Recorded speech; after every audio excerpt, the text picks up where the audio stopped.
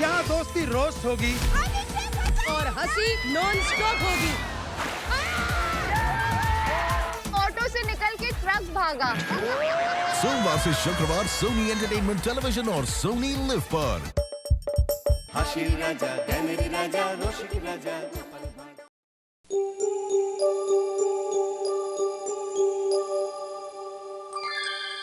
কিছু বলবে সেনাপতি? জাহাপানা, এইমাত্র খবর পেলাম ওই কাল রাতেও এই ভয়ঙ্কর বাঘ লোকালয়ের ভেতর ঢুকে একজনকে মুখে করে তুলে নিয়ে গেছে। বলো না, আর বলো না। হর দিন 2-3টে করে মানুষ হারিয়ে যাচ্ছে আবার সাধের এই আরব রাজ্য থেকে। আবার এত সৈন্য সামন্ত থাকতেও কিছুতেই বাঘটাকে মারা যাচ্ছে না।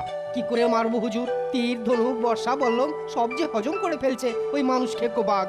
হুজুর মাফ করবেন, আমার মনে হয় ওই বাঘটা রক্ত মাংসের নয়, ও একটা জিন। মহারাজ কৃষ্ণচন্দ্রকেও তো সাহায্য চেয়ে পত্র পাঠানো হলো, কই কই তারাও তো এলো না। খোদাবন্ত মহারাজ কৃষ্ণচন্দ্র, গোপাল ভাঁড় ও আরো একজন আসছেন। ওরা এসে গেছে? বাহ বাহ বাহ বাহ, বহুত খুব বহুত খুব।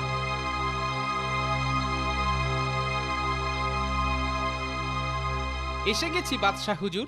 এসো এসো এসো গোপাল এসো। আসুন আসুন মহারাজা কৃষ্ণচন্দ্র। তা ইনিকে? এনাকে তো ঠিক। ও হচ্ছে আমার মন্ত্রী। বহুত খুব বহুত খুব। তা চলুন চলুন, এখন আমার প্রাসাদে গিয়ে বিশ্রাম করবেন। পরে আমার বিপদের সব কথা বলবো তোমাদের গোপাল। চলো।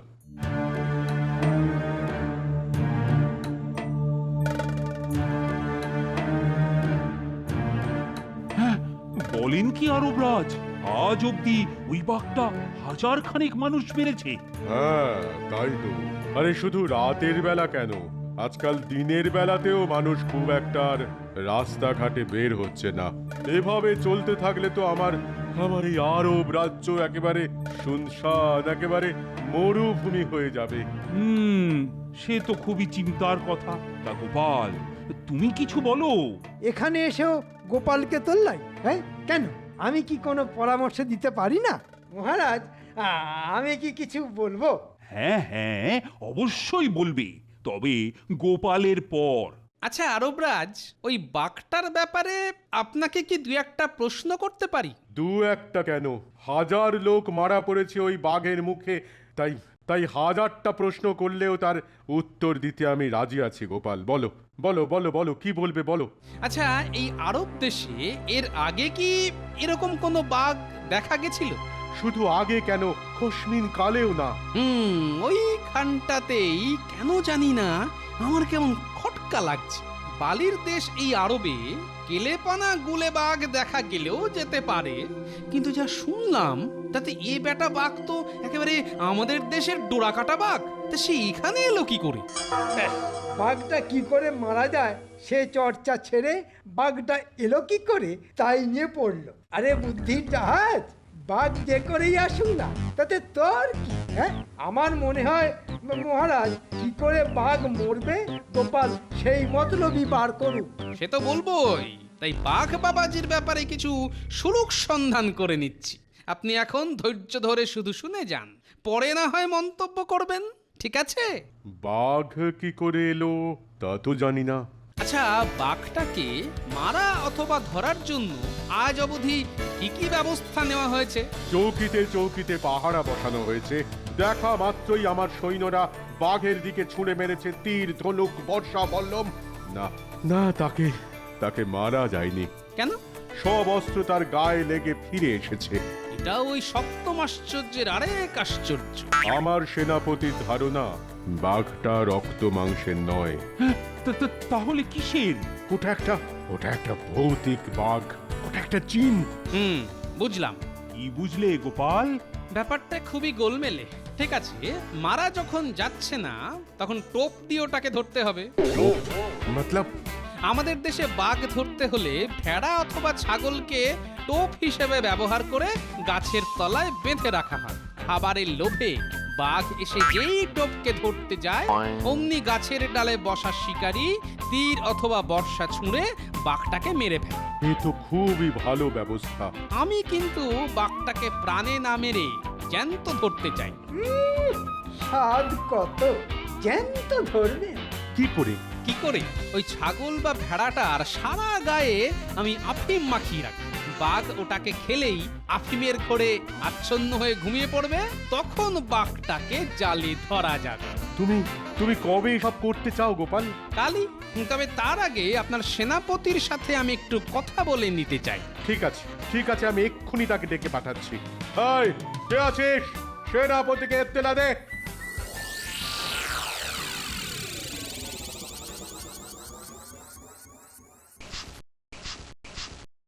আমি এই জঙ্গলে ভেড়ার টোপ রাখবো বলে স্থির করেছি। ওই জঙ্গলে? ওটা কিন্তু খুব ভয়ঙ্কর জঙ্গল। বাঘটা নিশ্চয়ই শহরের ভেতরে থাকে না, আর কাছাকাছি জঙ্গল বলতে তো ওইটাই। হ্যাঁ, তা ঠিক। তাহলে একটা ছাগল কি ভেড়া দেবে না আমায়? সঙ্গে সৈন্য সামন্ত লাগবে তো? না না, ওসব কিছু লাগবে না। বেশি লোক হলে তো বাঘ আসবে না, তাই আমি একলাই যাব ওই জঙ্গল। বিলকুল একলা যাবেন? কিন্তু আপনার কিছু হয়ে গেলে? অঙ্কটা বাড়বে। বুঝলাম না। বাঘটা আজ পর্যন্ত 1000টা মানুষ মেরেছে, আমি মরলে 1001 হবে। দিনের পরে রাত হলে রাতের পরে কি বলো সেনাপতি, বলো রাতের পরে কি বলো তো? এই, এখান থেকে এখন যাও তো। আমরা মরছি কিনা নিজেদের জ্বালায়, আর উনি এসেছেন পাগলামি করতে। পারে না পারে না পারে না, জানো না তাই পারো না, পারো না তাই জানো না। দুও লোকটা কে? আগে এই আরব রাজ্যের বিজ্ঞানী ছিল, এখন পাগল হয়ে গেছে। দেখা হলেই উল্টো পাল্টা প্রশ্ন করে মাথা খারাপ করে ছেড়ে দেয়। থাকে কোথায়? কে জানে, এই জঙ্গলে ফঙ্গলে ঘুরে বেড়ায় হয়তো। ওর কথা বাদ দিন, এখন চলুন আপনার ওই বাঘ ধরার সব বন্দোবস্ত করে দিই। অদ্ভুত ব্যাপার, লোককে শহর থেকে বাঘে টেনে নিয়ে যাচ্ছে, আর এ কিনা একাই জঙ্গলে ঘুরে বেড়াচ্ছে, অথচ বাঘে ছুটছেই না। একেই কি ভাগ্য বলে?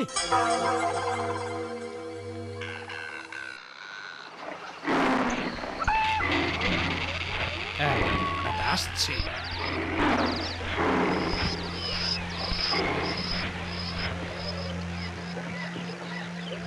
এটা কি হলো? মুখের সামনে শিকার পেয়েও বাঘ মামা চলে যাচ্ছে কেন?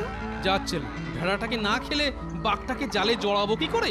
গোপাল, গোপাল, গোপাল, তুমি কোথায়? গোপাল! আমি এইখানে, সাবধানে, কাছেই বাঘ আছে। ব্যাটা নিশ্চয়ই আমাকে ভয় দেখিয়ে বাড়ি পাঠানোর চেষ্টা করছে। থাক বাঘ, আমি এসে গেছি। এই তো ভেড়া, বাঘে ছোঁয়নি তো। না, শুধু শুকেছে। ঠিক ধরেছিলাম, বাঘে একে খাবে না গোপাল। এভাবে বাঘে ভেড়া খাবে না। সে ঠিক আছে, কিন্তু আপনি এভাবে এখানে এলেন কি করে? শুধুমাত্র সাহসের জোরে? তুমি কি ভাবো সাহস কেবল তোমারই আছে, আমার নেই? এবারে গাছের ডালে বসে দেখো কিভাবে বাঘকে টোপ খাওয়াতে হয়। আরে ওটা কি করছেন? ভেড়ার গায়ে রক্ত মাখাচ্ছি। কেন?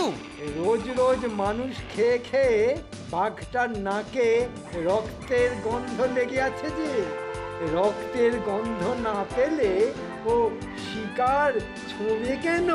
গোপাল, তুমি বুদ্ধিমান হতে পারো, কিন্তু মনে রাখবে আমিও কম যাই না।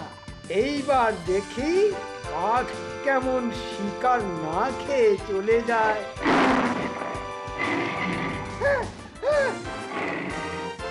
বাঁচাও গোপাল, বাঁচাও!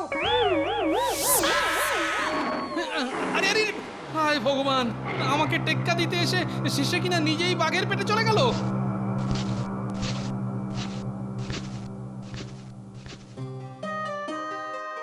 হায় হায় হায়, আমার এতদিনের মন্ত্রী শেষে কিনা বাঘের মুখে জীবনটা দিল। মহারাজা কৃষ্ণচন্দ্র, তোমাকে সান্ত্বনা জানাবার কোনো ভাষাই আমার নেই। তোমার মন্ত্রীকে রক্ষা করতে পারলাম না আমি। আসলে আমি যে বড় অসহায়। শোনো শোনো, আমি বলি কি, তোমরা কৃষ্ণনগরে ফিরে যাও। ফিরে যাবার জন্য তো আসেনি আরবরাজ। কি বলছো কি গোপাল? এভাবে তোমাদের মন্ত্রীর জীবন চলে যাওয়ার পরেও তুমি থেকে যেতে চাইছো? শুধু থেকে যেতে চাইছি না, বাঘের অত্যাচার চিরকালের জন্য বন্ধ করতে চাইছি। শুনুন আরবরাজ, মানুষ খেকোটার মুখোমুখি হতে আমি আবার ওই জঙ্গলে যাব, এবং আজই। আমি বলি কি গোপাল, কিছু সৈন্য সামন্ত যাক তোমার সঙ্গে। না আরবরাজ, আমাদের বাংলায় একটা প্রবাদ আছে, অধিক সন্ন্যাসীতে গাজন নষ্ট। তাই যা করতে হবে একলাই।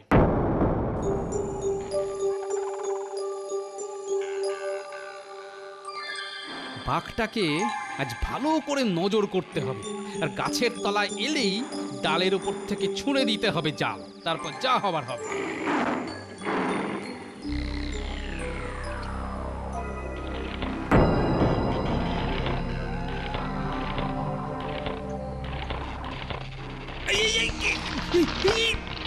বাবারে! হে মা ভবানী, রক্ষে করিস মা, এত তাড়াতাড়ি ভবলীলা সাঙ্গ করে দিস না যেন।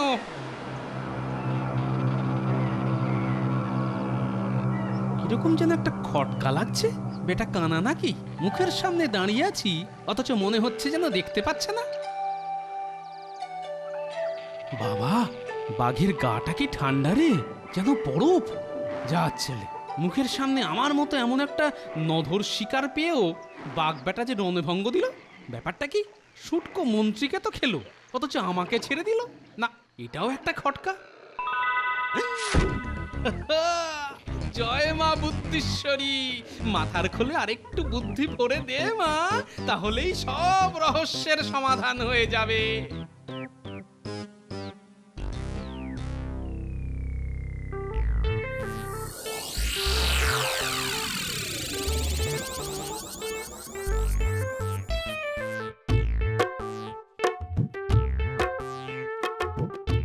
কি বলছো কি গোপাল?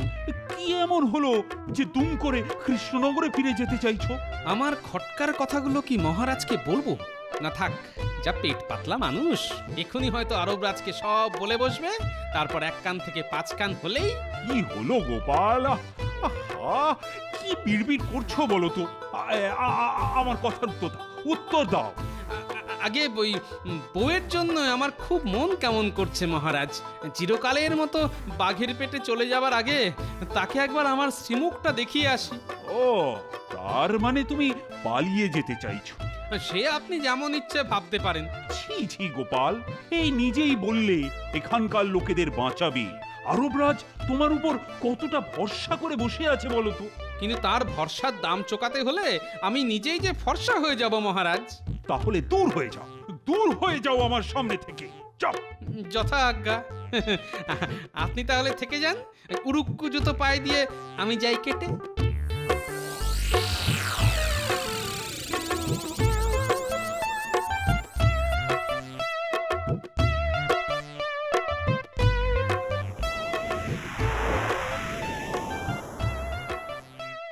গোপাল, তোমার সাথে আমিও একমত। ওটা ওটা আসল বাঘ নয়। আসল বাঘ হলে কখনোই এমনটা হতো না। তাহলে ওটা কিসের? ধাতুর তৈরি নকল বাঘ। তাহলে ওটা চলাফেরা করছে কিভাবে? বেতার তরঙ্গের সাহায্যে। হয়তো হয়তো দূর থেকে কেউ ওটা চালাচ্ছে। ঠিক তাই পাতায় ভরা গাছের ডাল নিয়ে আমি ঝোপের মধ্যে পড়ে যেতেই যে বেটা শয়তান ধাতুর বাঘটাকে নিয়ন্ত্রণ করছিল সে আমাকে ঠিক মতো দেখতে পায়নি, তাই বাঘ আমাকে না কামড়ে ফিরে গেছে। তোমার তোমার অনুমান একেবারে নিখুঁত গোপাল, কিন্তু কিন্তু সে কে সেটা কি বুঝতে পারছো? বুঝতে পেরেছি, এক পাগল বিজ্ঞানী ওই জঙ্গলে বাঘের ডেরায় ঘুরে বেড়াচ্ছে, কিন্তু বাঘে তাকে স্পর্শ করছে না। ওই বিজ্ঞানী আছে এই সবের পেছনে। এখন বলুন তো, এই নকল বাঘের দৌরাত্ম্য বন্ধ করা যায় কিভাবে? দেখাচ্ছি।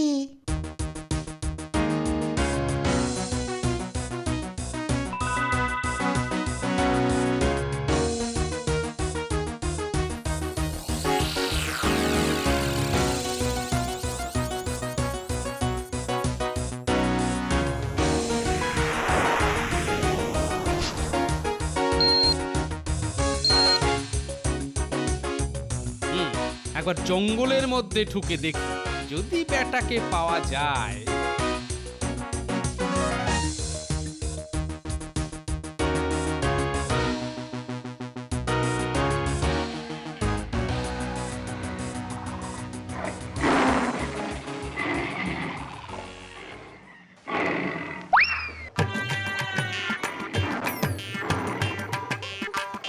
হ্যাঁ, বাঘের পিঠে পাগলা বিজ্ঞানী। তার মানে যা অনুমান করেছিলাম তাই, বাঘ তাহলে জ্যান্ত নয়, ধাতুর তৈরি বড় মাপের বাঘ পুতুল। হাতের যন্ত্র টিপে পাগলা বিজ্ঞানী এটাকে চালিয়ে নকল বাঘ দিয়ে মানুষের মধ্যে আতঙ্ক ছড়ায়। কিন্তু কেন? বাঘাটা বলতো এখন আমরা কোথায় যাচ্ছি? আমরা এখন যাচ্ছি রাজার দরবারে। শুনেছি রাজাকে বুদ্ধি দিতে আসা বুদ্ধিমান গোপালও নাকি তোর ভয়ে পালিয়ে গেছে। এই মৌকায় আজ আচ্ছা করে রাজাকে ভয় দেখাতে হবে তোকে। হ্যাঁ ব্যাস, তাহলেই কেল্লা ফতে। ভয় পেয়ে রাজা সিংহাসন ছেড়ে পালালেই ওই সিংহাসন টুকুস করে আমি বসে পড়বো, দখল নেব আমি। তাহলে এই ব্যাপার, ভয় দেখিয়ে সিংহাসন দখল করাই শয়তানটার আসল উদ্দেশ্য।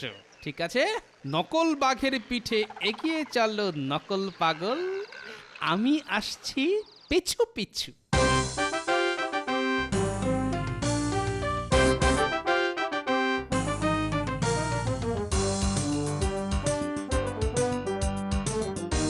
গোপাল তো সহজে দমে যাওয়ার পাত্র নয়, তাহলে বাঘের ভয়ে এভাবে চলে গেল কেন? সেটাই তো বুঝতে পারছি না, কিছুতেই বোধগম্য হচ্ছে না গোপালের এই ব্যবহারটা। সবই আমার নসিব কৃষ্ণচন্দ্র। আসলে আপনার গোপালের ওপর আমি বড় বেশি ভরসা করেছিলাম।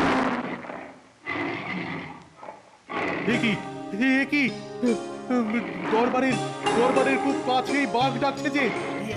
এই সকলে অস্ত্র নিয়ে তৈরি থাকো। অস্ত্র দিয়ে আর কি হবে সেনাপতি মশাই? ওই বাঘ তো অস্ত্রে কাবু হয় না। হ্যাঁ ঠিক বলেছ, এই বাঘ অমর, তাই অস্ত্রে মরে না। দেখি পাগলা বিজ্ঞানী, বাঘের পিঠে তুমি? হ্যাঁ আমি, এটা আমার পোষা বাঘ, পোস্ত তো।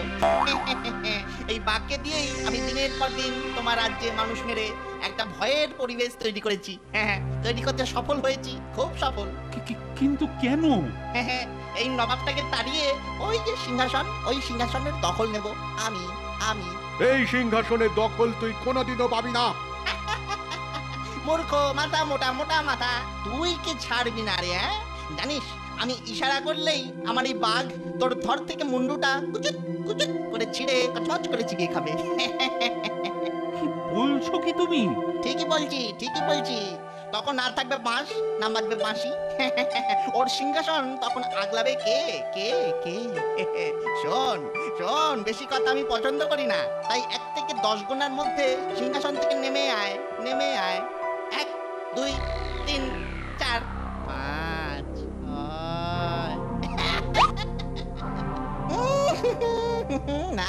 না, ভুলেও এই কাজ করতে যাস না। আমার বাঘ তাহলে খেপে গিয়ে তোদের সকলকে ছিঁড়ে টুকরো করে ফেলবে। কি আমার বাঘ এরকম পিছন দিকে যাচ্ছে কেন? আরে এই বদতমিজ বাঘ, দৌড়ে আয়, গর্জন ছেড়ে সকলকে চমকে রে। এই না তো তাও আসছে না তো। এই দরজার কাছে গিয়ে দাঁড়িয়ে পড়লো যে, এটা কি করে হলো? হ্যাঁ এটা হলো লোহার প্রতি চুম্বকের আকর্ষণ। চুম্বকের টানে তোমার লোহার তৈরি নকল বাঘ আটকে পড়েছে, তাই আর তোমার কথা মতো না হালুম না ছুট। সেনাপতি, এক্ষুনি এই বদমাস্টার হাতে হাত করা পড়াও। জনাব, যত নষ্টের গোড়া এই লোকটাই বিজ্ঞানের অপব্যবহার করে লোহার তৈরি নকল বাঘ দিয়ে সারা রাজ্যে এতদিন এক আতঙ্কের পরিবেশ সৃষ্টি করেছিল। এই শয়তানটার যাবজ্জীবন কারাদণ্ড ঘোষণা করলাম আমি। যাও একে কারাগারে নিয়ে যাও। কাউকে ছাড়বো না, তোকেও আমি দেখে নেব। দেখে নেব আমি। আরে যা, এখন তো কারাগারে গিয়ে উত্তম মধ্যম খা, তারপর না হয় দেখে নিস। এমন অসম্ভবকে কি করে সম্ভব করলে গোপাল? সেটা না হয় পরে বলবো, তার আগে সৈন্য সামন্ত লাগিয়ে ভালো করে তল্লাশি চালান তো। কিসের তল্লাশি? লোহার বাঘ যেহেতু মানুষ খেতে পারে না, তাই আমার মনে হয় বাঘের মুখে হারিয়ে যাওয়া সব লোককেই কোনো এক গোপন জায়গায় লুকিয়ে রাখা হয়েছে।